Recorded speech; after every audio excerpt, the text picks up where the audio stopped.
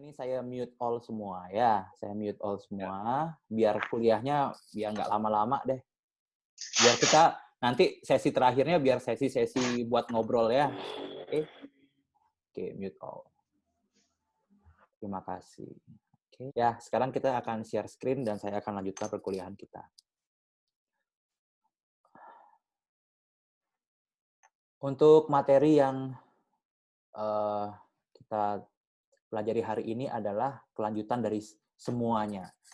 Dan sekarang kita lebih banyak berbicara mengenai bagaimana pengimplementasian dari opini publik itu. Nanti ada beberapa contoh yang bisa saya sampaikan di sini supaya lebih mengerti ya.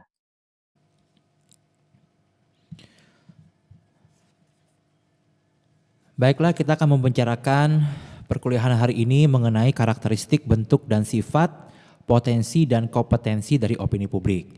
Jadi kita harapkan semua mahasiswa mampu menganalisis opini publik jika dihadapkan pada keadaan atau peristiwa untuk kepentingan perusahaan atau lembaga. Dan setelah kita mempelajari ini semua, diharapkan juga mampu memahami apa itu karakteristik opini publik, kemudian bentuk dan sifat dari opini publik, serta potensi dan kompetensi dari opini publik. Ya, yang kita bahas pertama adalah karakteristik dari opini publik. Jadi, sebelum kita membicarakan mengenai opini publik lebih lanjut, itu sebaiknya kita membahas mengenai beberapa definisi, sehingga kita dapat melihat karakteristik dari opini publik. Yang pertama dari Cutlip and Center. Public opinion is aggregate result of individual opinion and public matter. Dalam terjemahan bebas itu dapat diartikan adalah opini publik merupakan suatu hasil pernyataan dari pendapat individu-individu tentang masalah umum. Kemudian dari Frazier Moore yang mengatakan bahwa public opinion is an expression of belief held in common by members of group or public in a controversial issue of gene importance. Di mana artinya adalah opini publik yaitu suatu ungkapan keyakinan yang menjadi pegangan bersama atau publik mengenai suatu masalah yang kontroversial yang menyangkut kepentingan umum.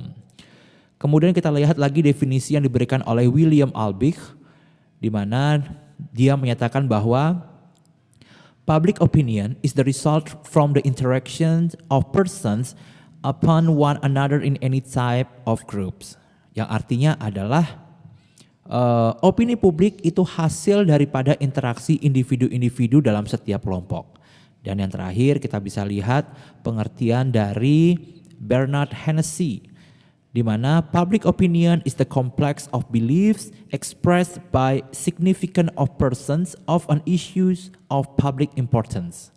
Yang artinya adalah opini publik itu adalah kompleksitas keyakinan yang diungkapkan oleh sejumlah orang tentang suatu persoalan mengenai kepentingan umum.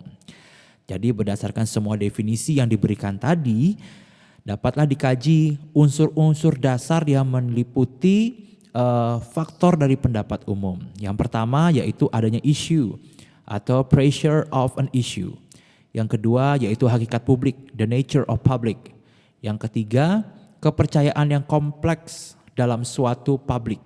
Yang keempat, pernyataan pendapat atau the expression on opinion, dan yang kelima yaitu jumlah orang yang terlibat atau member of person involved. Kita akan bahas ini satu persatu ya. Yang pertama yaitu adanya isu atau pressure of an issue. Jadi kita masih sepakati dulu bahwa opini publik ini bermuara pada suatu isu.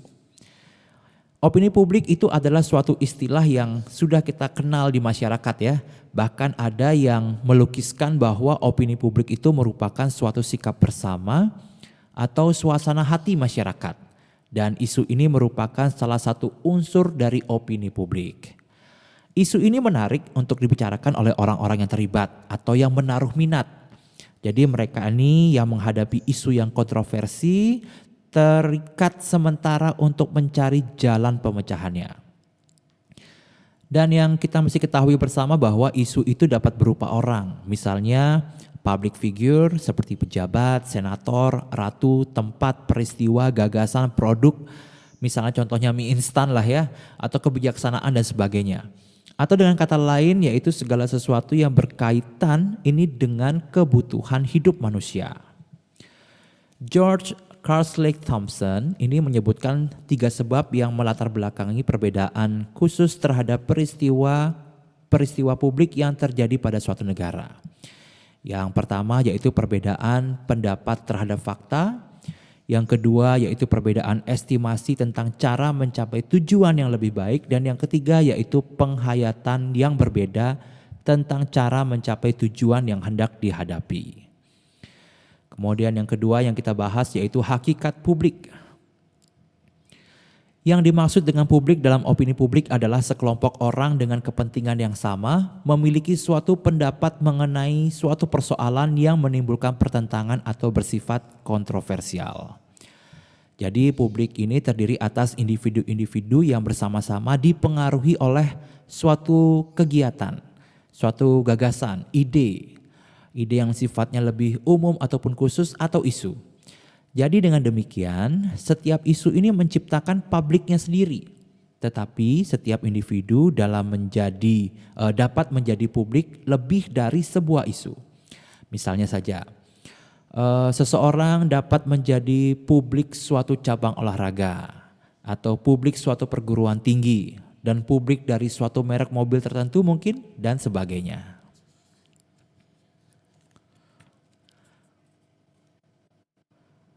Pembentukan opini publik ini tidak hanya terbatas pada kehidupan politik ya, tetapi juga dalam kehidupan sosial yang lainnya. Kemudian yang ketiga yang kita bahas yaitu pernyataan pendapat. Apa itu pendapat? Kalau pendapat umum itu ialah ekspresi berbagai pendapat yang menumpuk di sekitar suatu isu. Dan pernyataan pendapat tentang suatu isu dinamakan opini. Opini atau pendapat dapat dinyatakan melalui kata-kata maupun kecenderungan untuk melakukan tindakan. Kata-kata yang baik ini dinyatakan secara lisan maupun tertulis itu adalah bentuk umum sebuah pernyataan pendapat. Tetapi dapat pula dalam bentuk isyarat, sikap hormat, teriakan, mungkin hardikan, atau walk out, yaitu meninggalkan ruangan sidang dan sebagainya. Dan contoh lama tentang pendapat dalam bentuk isyarat atau tindakan ini adalah salah satunya seorang wartawan. Nah, dia ditugaskan untuk melaporkan pendapatnya tentang sebuah film yang ditayangkan di suatu gedung bioskop. Waktu ditanya tanggapan tentang film tersebut, dia mengatakan bahwa dia tertidur. Nah, pimpinan redaksi ini marah mendengar jawaban tersebut, tetapi wartawan itu menjawab bahwa tidur pun adalah sebuah opini. Kalau tidur dalam bioskop berarti filmnya apa? Tidak menarik dong ya. Oke. Baiklah, kemudian yang kita bahas selanjutnya adalah kepercayaan yang kompleks dalam suatu publik.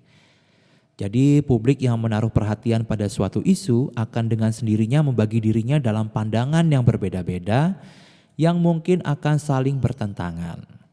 Dan pandangan yang berbeda ini akan berfungsi bagi setiap sikap dan pengalaman para individu sebelumnya yang membentuk publik bagi suatu isu. Suatu isu yang relatif sederhana ini akan menarik perhatian bagi suatu kelompok kecil yang bersifat homogen dan tidak akan mengembangkan berbagai pandangan yang diciptakan oleh lebih banyak isu yang sifatnya lebih kompleks. Contohnya saja membuat monumen di suatu taman kota. Walaupun ini menjadi isu hanya menghasilkan 1 atau 2 sudut pandang. Sedangkan pembangunan menara tertinggi di Asia ini memunculkan isu dari berbagai sudut pandang. Yang terakhir yaitu jumlah orang yang terlibat. Jadi jumlah orang yang terlibat yang dibicarakan dalam opini publik ini adalah ukuran jumlah orang yang meminati atau memperhatikan suatu isu. Menurut Hennessy, masalah jumlah ini telah secara tepat dan jelas dibatasi dengan istilah suatu jumlah orang yang berarti atau significant number of people. Jadi pembatasan jumlah tersebut bermaksud untuk tidak mengikut sertakan para individu yang sumbang terhadap isu yang sama serta memiliki ciri-ciri khusus yang bersifat pribadi. Dan orang ini perlu menentukan 2 hal yang pasti untuk berbicara tentang sejumlah orang yang berarti. Ungkapan jumlah orang yang berarti ini berkaitan dengan besarnya masyarakat dan itu berarti setiap kasus jumlahnya dapat berbeda walaupun banyak yang berkepentingan dengan hal-hal yang bersifat pribadi. Selain itu juga yang diukur adalah keefektifan potensi dan pengorganisasiannya. Ini bukan semata-mata sekedar jumlah ya. Contohnya, opini publik bukan mayoritas pendapat yang dapat dihitung menurut jumlah adalah andaikan ini ada 49% dari suatu populasi menyatakan pendapat secara tegas dan kuat. Sedangkan 51% dari populasi menyatakan pendapat lain tapi pendiriannya lemah atau setengah-setengah. Maka opini publik pertamalah yang mempunyai kekuatan lebih banyak dan akan tumbuh sebagai kekuatan. Karena itu, opini publik bukanlah numerical majority, melainkan effective majority. Bogardus menyatakan bahwa opini publik itu bukanlah berupa seluruh jumlah dari sikap atau hasil suatu kumpulan jumlah individual. Ini melainkan sebagai hasil pengintegrasian opini-opini yang di dalam masyarakat demokratis sehingga dicapai dengan jalan proses diskusi.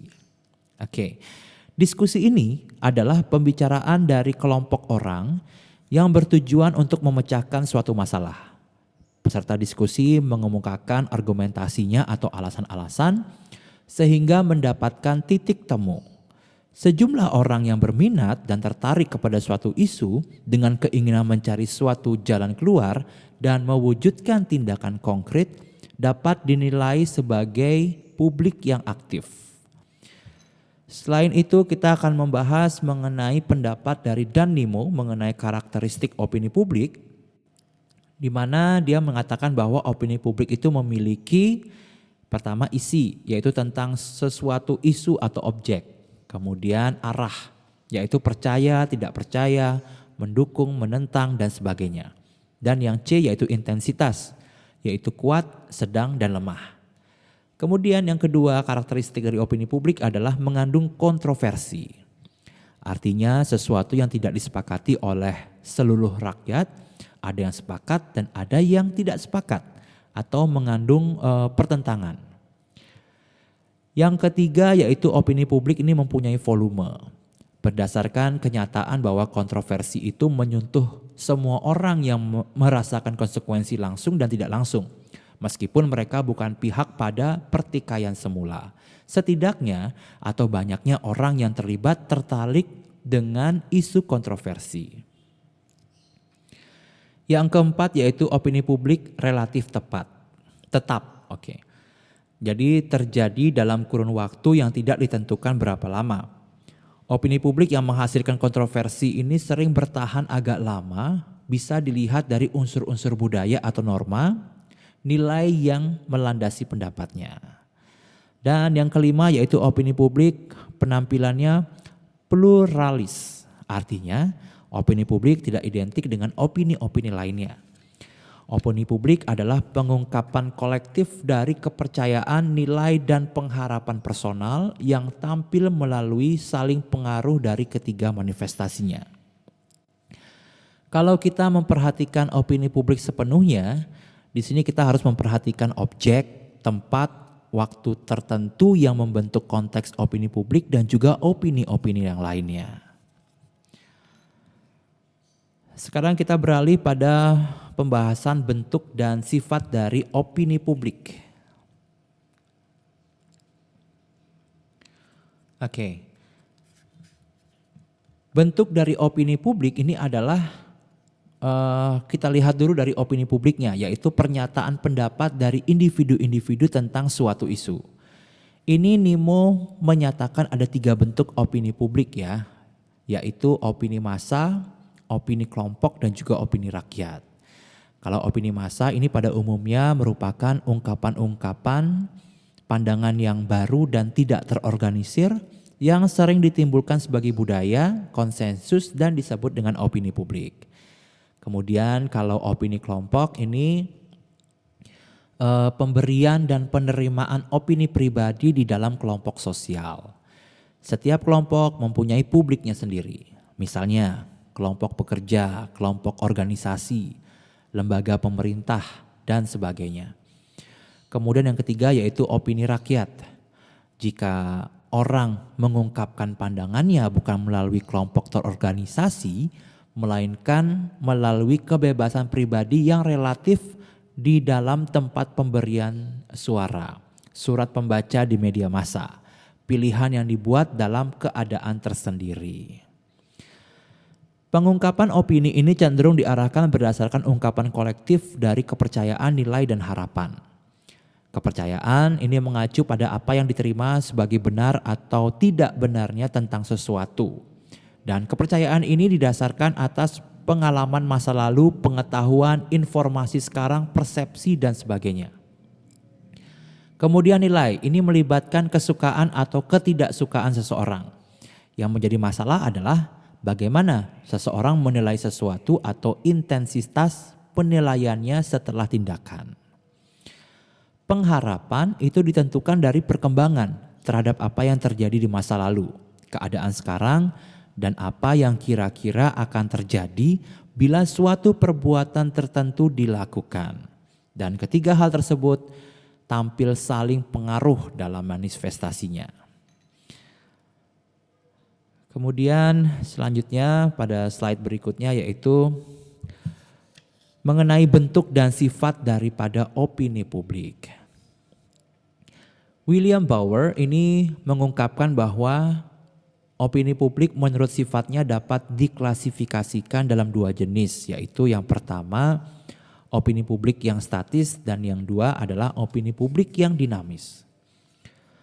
Opini publik statis ini dapat dilihat manifestasinya dalam bentuk kebiasaan, adat istiadat, tradisi atau norma-norma.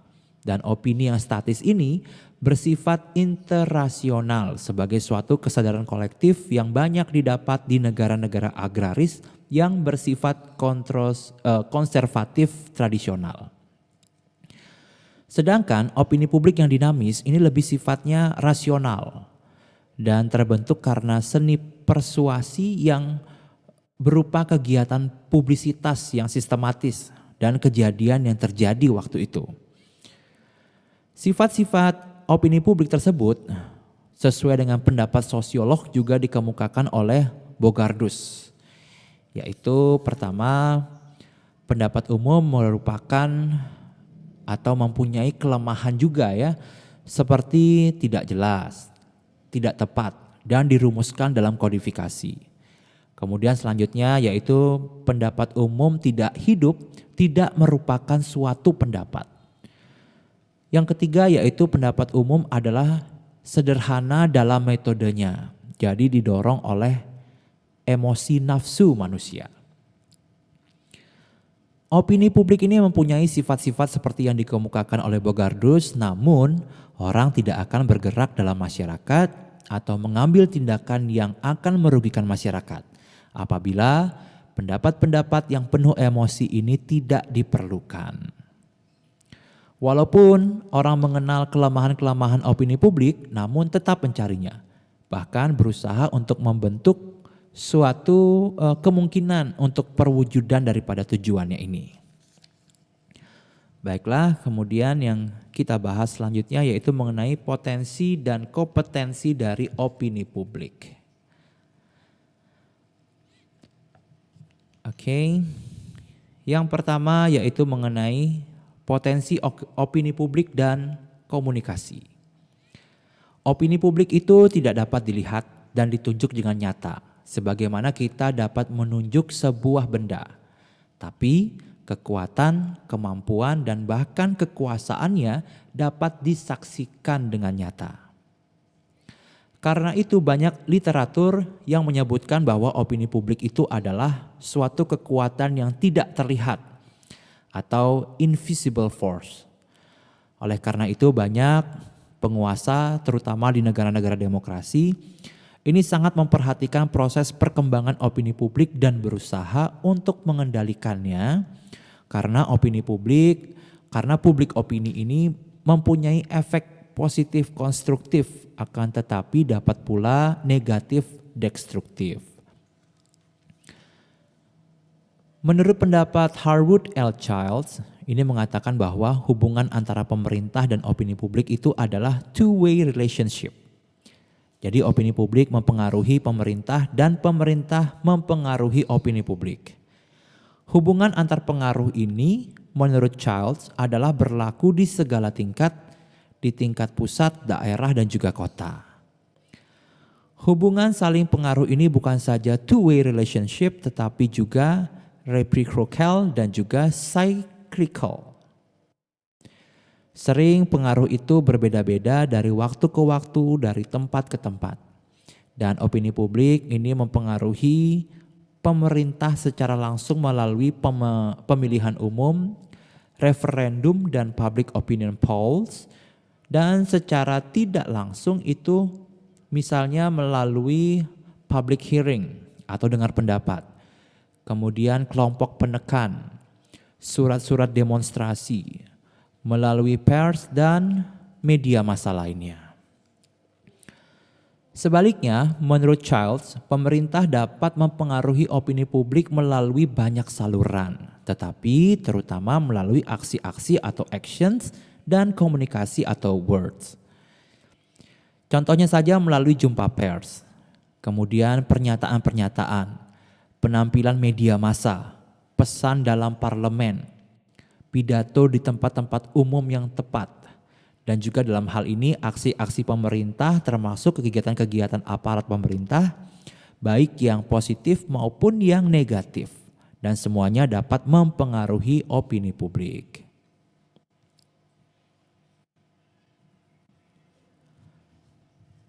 Kemudian kekuatan dari opini publik.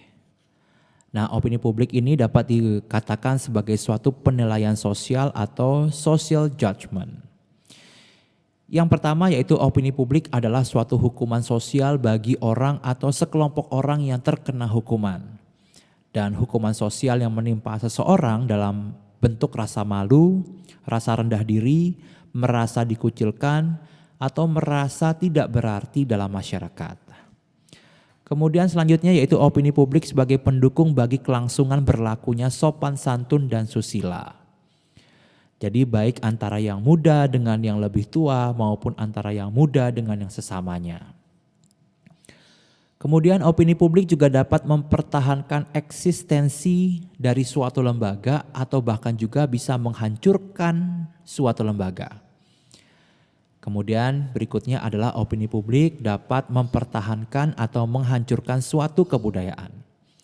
Dan yang terakhir yaitu opini publik dapat melestarikan norma sosial. Norma sosial ini banyak ya yang sudah tidak dihiraukan lagi oleh sebagian kelompok masyarakat.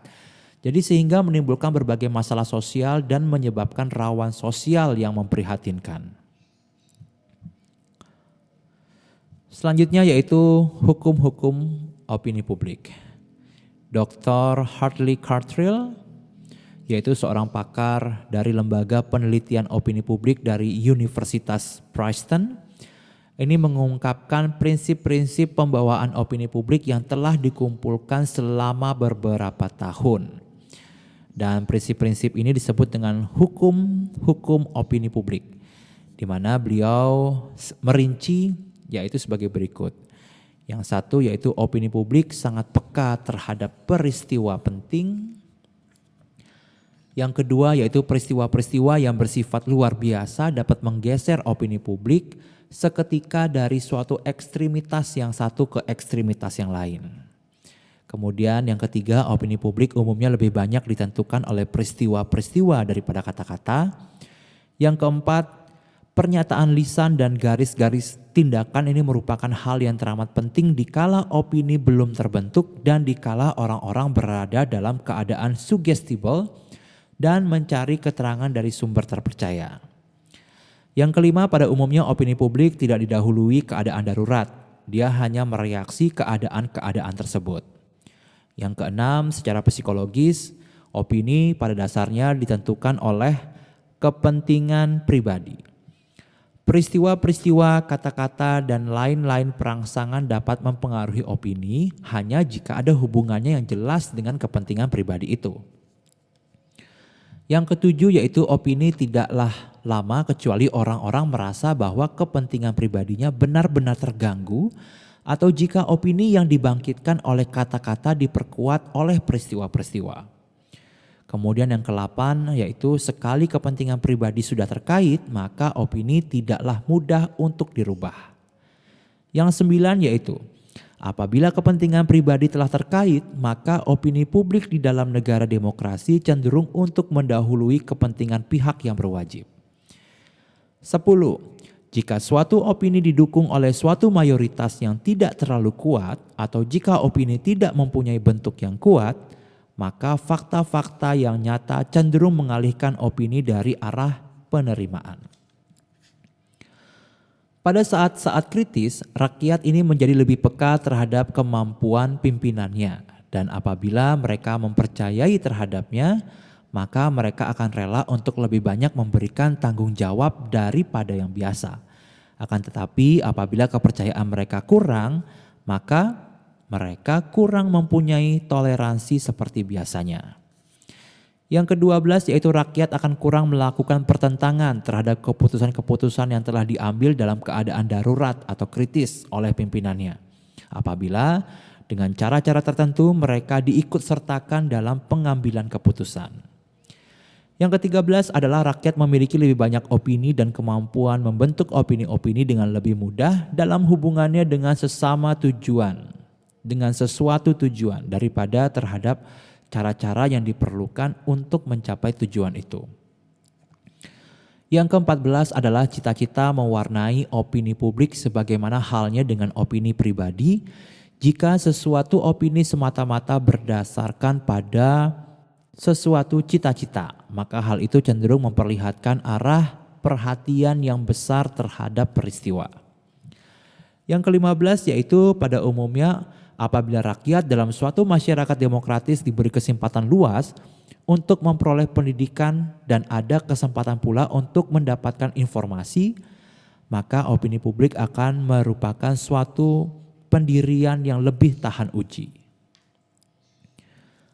Yang ke-16 adalah dimensi psikologis dalam suatu opini mempunyai peranan penting dalam hal pengarahan, intensitas, keluasan, dan juga kedalaman.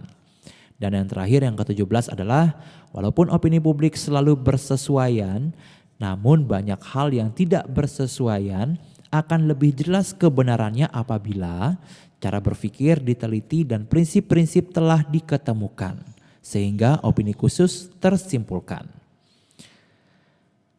Kemudian hukum opini publik menurut Emory S. Borgardus ini mengungkapkan bahwa opini publik mempunyai kompetensi berupa pengaruh terhadap kehidupan sosial. Dan dinyatakan bahwa opini publik mempunyai kompetensi dalam 4 hal. Yang pertama yaitu opini publik memperkuat undang-undang. Sebab undang-undang tanpa dukungan daripadanya akan merupakan huruf-huruf mati. Kemudian yang kedua yaitu opini publik memberikan kekuatan hidup badan dan lembaga-lembaga sosial. Yang ketiga, opini publik dalam kekuatan pokok yang menghidupi dasar-dasar sosial. Serta yang keempat adalah opini publik adalah pendukung moral utama dalam masyarakat. Jadi dengan demikian, opini publik mendorong terciptanya suatu undang-undang dan memperkuatnya secara tidak langsung dan biasanya undang-undang tercipta setelah tercetusnya opini publik. Mungkin saya bisa minta bantuan untuk Korti hadir nggak ya di sini ya? Saya minggat, Pak. Oke, kalian boleh unmute semua deh. Hadir ya. Korti hadir ya. Punya Korti nggak sih kelas ini sebenarnya? Pulang kampung kena lockdown, Pak. Jangan-jangan nggak punya Korti lagi. Kortinya kena lockdown. Oh, Kortinya kena lockdown ya. Kortinya Pak Arif. Oke, ayo. Ini saya mau gini ya. Saya mau bantu Kortinya untuk foto. Mungkin ada anak-anak lain yang mau foto. Kita foto untuk ini ya, untuk absen ya. Karena ini waktunya tadi berapa tuh diperingati saya. Oke. Jangan ada yang keluar dulu ya. Saya screenshot aja Pak, pakai ini komputernya, laptopnya kan bisa. Apa ini ya? Kontrol apa? Kalau saya sih ini Saya pakai Mac soalnya Saya lupa. screenshot, Pak. Saya Waduh, screenshot, saya Pak. bukan Mac, Pak. Iya loh, kamu Bisa, mikir Saya Pak. screenshot. bisa Tiga, sebenarnya. kasih tahu sama Pak Bayu Saya tiga screenshot caranya. ya. Iya boleh Tiga kamu yang screenshot. screenshot boleh. Di masing-masing halaman ya. Woi, tolongin googling, woi. Gimana cara Ya, screenshot 3, pakai laptop 2, MacBook? 3, Tampilan semua aja. 1. Oke. Lagi. Lagi. Kan ada 2 lembar ya, Sartika ya. 2 lembar mau yang mananya lagi, Pak? 2 lembar maksudnya ini semuanya kelihatan apa ini? Semuanya Kalau kelihatan, Pak. Semuanya kelihatan. Saya jambulnya aja, Pak ya. Oh, saya kelihatannya cuma berapa nih ya? 1, 2, 3, 4 kali 4, 16. Kemudian lembar kedua 16 lagi. Jambulnya aja. Saya jambulnya aja, Pak. Ya udah saya minta tolong nanti di-share di grup ya, Sartika ya. Foto-foto absennya ya. Ya, Pak, siap. Oke, buat mahasiswa semuanya, boleh kalian unmute ya. Tapi saya pengen bilang sesuatu. Saya ngucapin terima kasih sekali Mas sudah ikut kuliah hari ini. Nanti materinya bisa saya share. Saya bisa share. Sebenarnya ada yang mau saya tanyakan nih Pak, cuma karena waktunya terbatas ya sudah nggak jadi diskusi. Nanti gini Arif ya, seperti saya bilang tadi, nanti kan saya ulang lagi ini di YouTube ya, pembicaraan kita ini. Nanti silakan langsung di sana ya, dalam kolom pendapat. Nanti biar bisa juga saya jawabnya juga lebih detail apa daripada langsung kayak gini susah kayaknya nih. Cek tiba-tiba berhenti lagi, wah saya Pinjam dulu, Pak. Hah? Biasa Pak, namanya juga gratis Pak. Ah, iya. Oke. Gratis. Sudah. Kamu mau foto saya? Boleh, saya ulang dulu. Iya, Pak. Ayo, siap. 3, 2. Oke. Yul, nggak boleh iri, Yul. Oke, Arif. Pak Arif nanti bisa ya di YouTube disampaikan ya. Nanti saya Itu share. kayaknya baju Vicom tuh Pak ya? Oh iya, saya sengaja Baju pakai Vicom tuh ya? baju kebesaran ini. Saya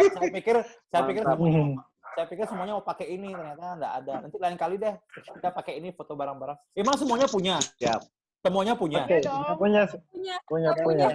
Oh iya, Sartika malah nggak Punya punya. Pak, tapi punya saya ketinggalan di Denpasar karena saya pulang kampung soalnya. Oh iya. Ya, Ya. Vela. Iya, Vela. Makasih, Vela. Oh iya, saya mau tanya nih. Tinggalin sama Valen ya. Ini ada waktu lagi 3 menit ya. Kalian ini semua pada bekerja ya kan? Ini efek corona ini gimana? Iya. Ada yang PHK, Pak. PHK. Ada yang di PHK nggak di sini? Ada, Pak. Aduh. Udah 2 bulan banyak. Maaf mahasiswa semuanya, ini waktunya sudah habis. Kita kalau mau berpendapat mengenai itu bisa di grup dan sebagainya, nanti bisa saya share. Ya, terima kasih semuanya ya. Sampai jumpa. Terima kasih, Pak. Iya, Pak. Sampai ketemu lagi. Semuanya. Oke, sampai ketemu. Oke. Oke, Pak. Siap.